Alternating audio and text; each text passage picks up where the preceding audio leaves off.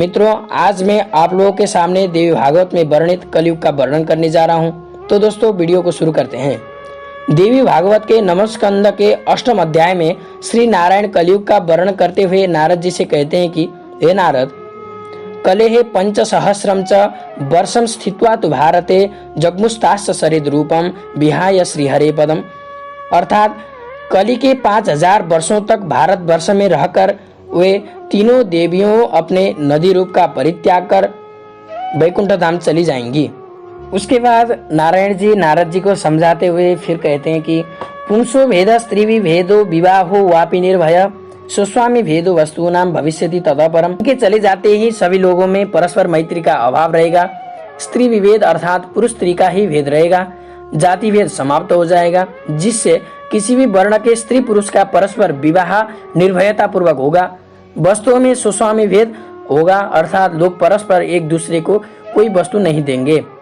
उसके बाद फिर बोलते हैं ब्रह्म क्षत्र विषह शूद्रा जात्याचार विवर्जिता संध्या च यज्ञ सूत्रम च भवेल लुप्तम न संशयः। ब्राह्मण अर्थात ब्राह्मण, क्षत्रिय, वैश्य और शूद्र अपनी अपनी जाति के आचार विचार का परित्याग कर देंगे।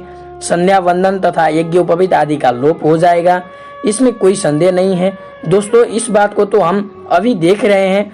वेद पाठी ब्राह्मण ने वेद पढ़ना छोड़ रहा है, लोग अपना धर्म भूल रहे हैं, ब्राह्मणों का आदर सत्कार नहीं हो रहा है, गो हत्या हो रही है। फिर भगवान अगले श्लोक में कहते हैं म्लेच्छाचारा भविष्यन्ति वर्णाश्चत्वार एव च म्लेच्छ शास्त्रम पठिष्यन्ति स्वशास्त्राणि विहाय च। चारों वर्णों के लोग ब्राह्मण, क्षत्रिय, वैश्य और शूद्र म्लेच्छों के समान आचरण करेंगे। वे अपने शास्त्र गीता, वेद, पुराण इत्यादि छोड़कर म्लेच्छ शास्त्र का अध्ययन करेंगे।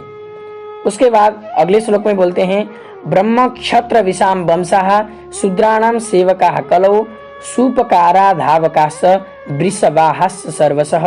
अर्थात ब्राह्मण, क्षत्रिय तथा वैश्यों के वंशज कलयुग में शूद्रों के यहाँ सेवक, रसोइया, वस्त्र धोने वाले तथा बैलों पर बोझा ढोने का काम करने वाले होंगे। उसके बाद कन्यकागामिनः केचित् केचित् च श्वश्रुगामिनः केचित् वधूगामिनश्च केचित् वै सर्वगामिनः भगिनीगामिनः केचित् सपत्नी मातृगामिनः भातृजायागामिनश्च भविष्यन्ति कलौ युगे। अर्थात कलयुग में कुछ लोग कन्या के साथ, कुछ लोग सास के साथ, कुछ लोग अपनी बहू के साथ, कुछ लोग बहन के साथ, कुछ लोग सौतेली माँ के साथ, कुछ लोग भाई के स्त्री के साथ और कुछ लोग सब प्रकार के स्त्रियों के साथ समागम करने वाले होंगे। उसके बाद नारायण जी नारद जी को समझाते हुए कहते हैं विप्रस्थ विष्णु यशसः पुत्रः कल्किर्भविष्यति नारायण कलाम सस्य भगवान बलिनाम्बरः दीर्घेण करवालेन दीर्घ घोटक वाहनः म्लेच्छ शून्यां च पृथिवीं त्रिरात्रेण करिष्यति निर्म्लेच्छां वसुधां कृत्वा शांतर्धानं करिष्यति अराजका च वसुधा दस्युग्रस्ता भविष्यति। अर्थात उस समय विष्णु यश नामक ब्राह्मण के यहाँ उनके पुत्र के रूप में भगवान कल के अवतरित होंगे। श्री नारायण की कला के अंश से उत्पन्न तथा बलशालियों में श्रेष्ठ वे भगवान कल की एक विशाल अश्व पर आरूढ़ होकर अपनी विशाल तलवार से 3 रात में ही संपूर्ण पृथ्वी को म्लेच्छों से विहीन कर देंगे। इस प्रकार पृथ्वी को म्लेच्छ रहित करके वो अंतर्ध्यान हो जाएंगे। पृथ्वी पर पुनः अराजकता फैल जाएगी और यह चोरों तथा लुटेरों से पीड़ित हो जाएगी।